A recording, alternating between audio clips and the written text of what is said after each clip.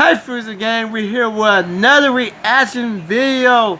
And I mean, hey Freezer family, we're here with another reaction video. Everybody get lit. You new to the channel, don't forget, hit the red button down below. Don't forget, hit that bell button. And again, link should be down below.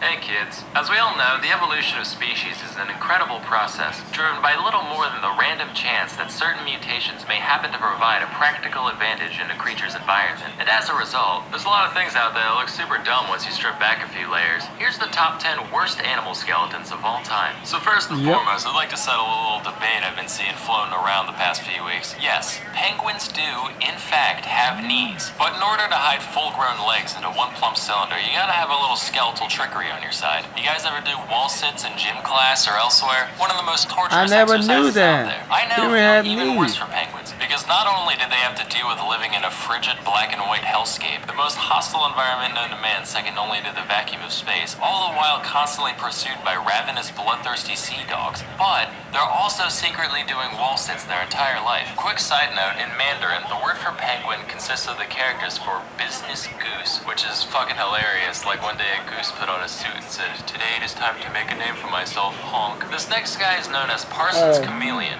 found in the more remote regions of Madagascar. Notice the fleshy protuberances around its nose area. Turns out, not fleshy, not even remotely fleshy, not even wood flesh. Instead, it just has a skull forever frozen in time in the middle of exploding, like it sneezed right in the middle of God shaped out of clay, and he was just like, whatever, it's a feature now. So for that, this rough-headed reptilian gets number 9. Normally I would have ranked it higher, but that's a dope tail, so he gets some pity points. Next is the pufferfish. So for most of my life, I've pictured pufferfish as just not having any bones. I know it doesn't really make sense, but neither does them turning into a balloon like a goddamn cartoon. Turns out, in their normal state, they actually look like this, and when they inflate, those concentric rings of spines slide outwards past one another to cover the full area, like the aperture of a camera lens expanding to cover the full frame of the fish. The sheer ingenuity of this design has shattered my childhood dream of real-life balloon animals, which has earned the pufferfish the number 8 spot on this list. Now, if you've gotten around to certain zoological circles, you've been shown this skull and been told,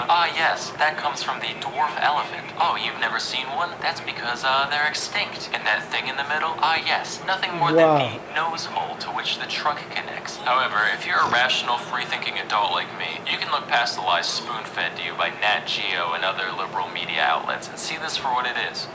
A cyclops. Next is the orca, otherwise known as the killer whale, the panda torpedo, or the SeaWorld slave. Its skeleton is fairly normal at first glance, but check out this little thing under here. That little bony blip is actually all that remains of the legs and pelvis of the orca from when it evolved from land mammals. Personally, I think that's highly disrespectful to their ancestors. Like, they could have taken the seal route and used those legs for good in the water, but instead these sea cowards said, no thanks, we're gonna undo all that evolution and just be bigger, smarter, warmer fish again. But hey, we'll keep this little piece of nothing just to remember you guys by. Truthfully, I could have chosen almost any cetacean to pick on for this, but the orca's face also reminds me of SCP-682, which is the most OP overrated shit out there, so he gets the number 6 spot. Moving on, now bear with me here. In every other mammal on Earth, the canine teeth point downward from the gum to the mouth.